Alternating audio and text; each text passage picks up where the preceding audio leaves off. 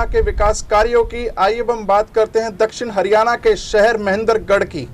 महेंद्रगढ़ में यादव सभा व यादव धर्मशाला में बैठकर सोशल मीडिया में हवा सिंह सांगवान द्वारा प्रथम स्वतंत्रता संग्राम के महान सेनानी अमर शहीद राजा राव तुलाराम को अपनी फेसबुक पोस्ट के माध्यम से कायर व भगोड़ा बताकर अपनी औचिक मानसिकता का परिचय देने के बयान पर भारी रोष जताया है। उन्होंने हवा सिंह सांगवान के खिलाफ कार्रवाई करने की मांग की है।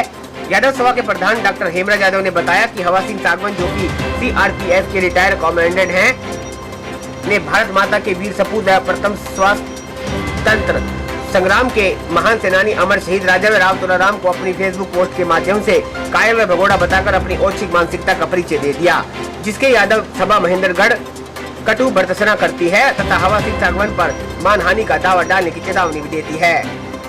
यादव सभा के प्रधान डॉक्टर हेमराज यादव ने कहा कि हवा सिंह सांगवान जैसे औचिक मानसिकता में भाईचारे के दुश्मन को इतिहास की जानकारी नहीं है, जबकि राव तुलाराम की अगुवाई में 1857 की क्रांति के दौरान नसीबपुर के मैदान में क्षेत्र के 5000 योद्धाओं ने अपनी कुर्बानी दी थी, जो कि महाभारत के युद्ध के उपरांत अकेला ऐसा उदाहरण है। जबकि उस समय कुछ गद्दारों ने अंग्रेजों का साथ देकर इस संग्राम को विफल कर दिया था।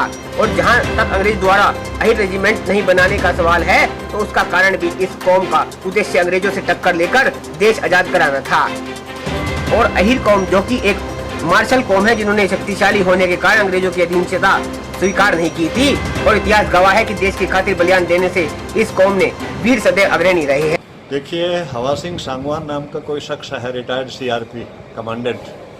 उसने, मैं कहता हूं कि आज़ादी की प्रथम लड़ाई के जननायक राव तुलाराम जी पर बड़ी अभद्र टिप्पणियां की हैं। 3 दिन से वो बाज नहीं आ रहा है, इसलिए यादव सभा को कड़ा कदम उठाना पड़ा है, जिसके संदर्भ में हमने माननीय प्रधानमंत्री जी को, गृह मंत्री जी को, राष्ट्रपति को और हरियाणा के मुख्यमंत्री, गृह मंत्री और DGP और SP साहब नारनौल महेंद्रगढ़ को भी इसी प्रकार का ज्ञापन देने का विचार किया।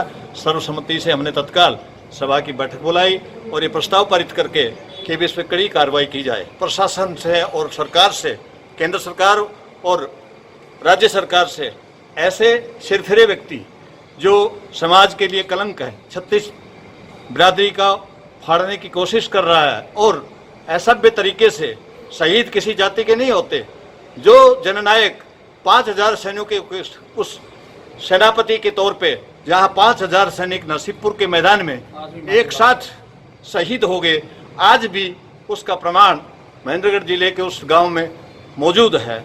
ऐसे व्यक्ति के खिलाफ ऐसी अदबरकनियां और जातिवाचक शब्द कह करके उसका अपमान करना ये निंदनीय है और घोर अपराध किया है।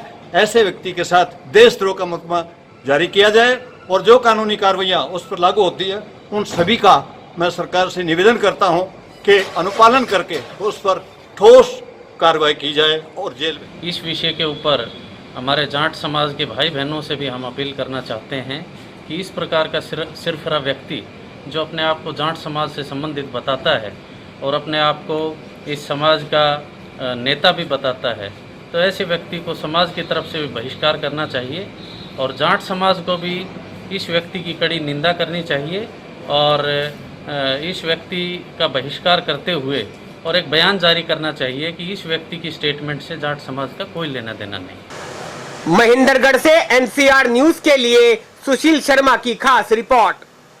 अपने शहर की ताजा खबरों के लिए NCR न्यूज के साथ बने रहिए। चैनल को लाइक व सब्सक्राइब करें। नमस्कार।